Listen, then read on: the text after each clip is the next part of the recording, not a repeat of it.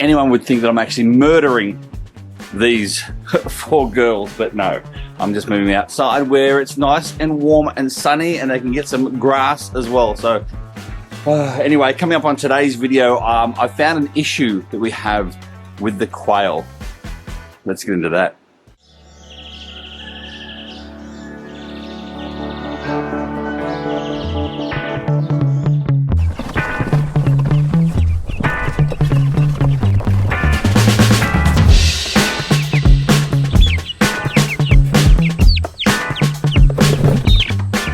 So the other day, I was banding these girls and boy as well. Basically, what I mean by banding is just like a coloured band going around their legs. And the reason why I'm doing that is we've got so many now in the incubator ready to go. We've got ones coming out that are juvenile now. We've got ones that are junior.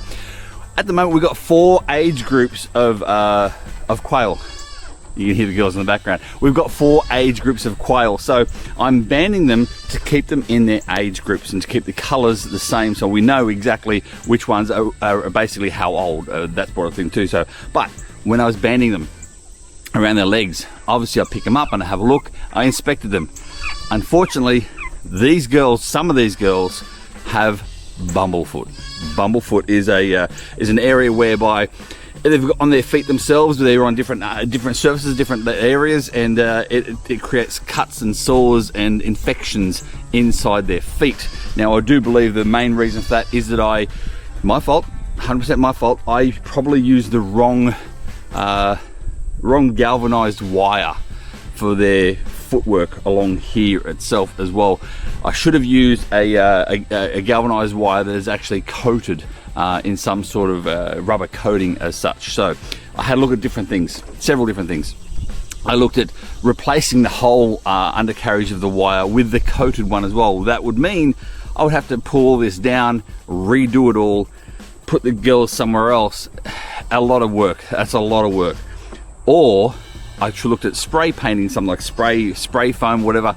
That's not good for them. They may peck at it, and therefore then they'll ingest the rubber. That's not good at all. Or I found something that I'm using today, and that is, it's like a plastic matting top that will go over the top of this itself as well. The holes aren't as big as what they are here, so I will have to wash out the coop a lot more, but in saying that, so it will stop them from getting this bumblefoot. So that's my job today. I'm going to replace the flooring on this by putting this plastic coating on top of the existing one, and then treating the poor girls that have bumblefoot.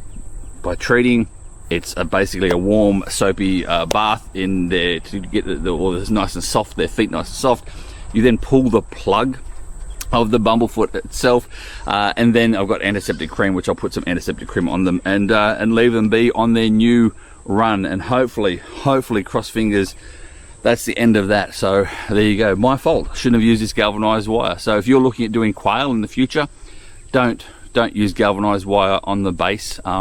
This is what happens, unfortunately. You got to redo it. So utilize already like a rubber coating galvanized wire as such, or vinyl coating, I think it's called, or do what I'm doing and putting the matting over the top from there. So first and foremost, we're going to have to get these girls and boy out of their pen itself, put them in a little separate pen, and so I can then fix up the flooring from there without them having to run around or be scared. So grab them out, put them in that pen, pull out their feed and their waterers, redo their floor, fix them as I put them back in.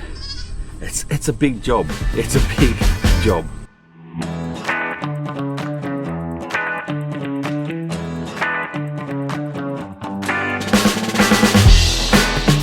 Okay, this right here doesn't look pretty, but then again, in saying that, I'd rather the safety, health and welfare of the animals over something that looks good on Instagram, just saying. It kind of is going to serve the purpose, I'm hoping. So now's the time to treat these girls and boy, and then put them back in where they belong, because at the moment they're not really happy or being literally cooped up in this one little one here. So they want They want back in their home. They want to go home.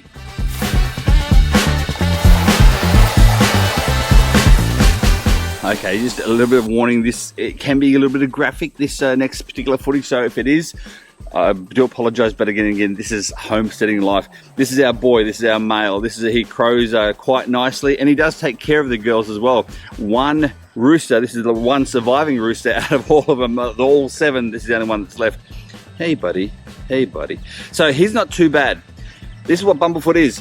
Have a look closely there. See, it's like a bubble where he normally steps. Some of the girls actually have it on their toes.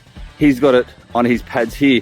So what that means is now I'm going to soak him in a nice little warm bath, just his feet alone, and then we have to pull those little plugs that are on there and dress him up. And then I've got some antiseptic cream. I'm going to put the antiseptic cream on there too. So what are you doing, mate? What are you doing? His head's all the way back. Look at this. There you go, mate. There you go. You were calm then. He's a good boy, this one. He's a good boy. All right, time for you to soak, buddy.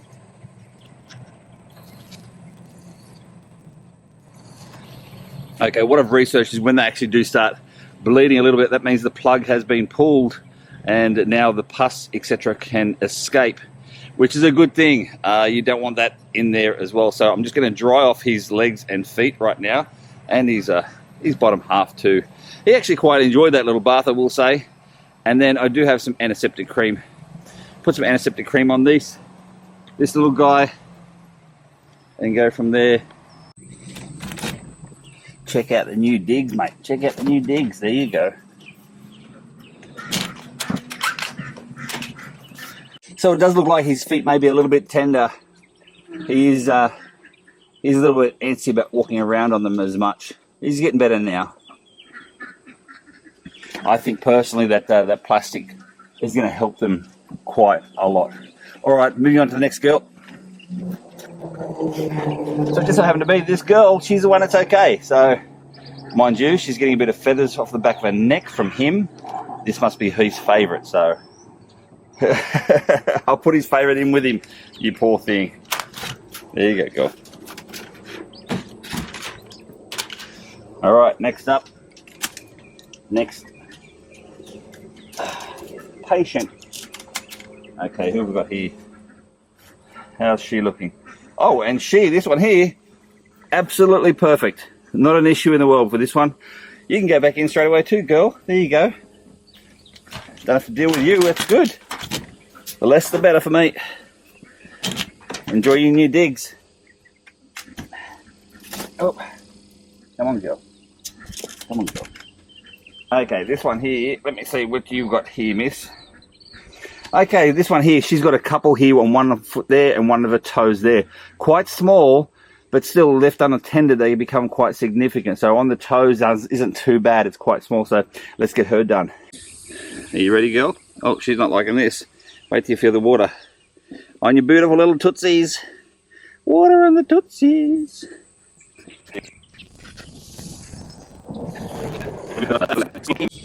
She's not happy. Woo! The next one, she's got no issues at all. Look at that. Good job, good girl. Although she has got a couple of feathers being removed from her head, so he's a little bit aggressive. That one male with 7 girls. So here's one of the ones where she's got it on both, like him. She's got it on both her pads themselves too. So you're gonna have a little bath time, a little spa time for this one. And then we'll go from there. Spa time, girl.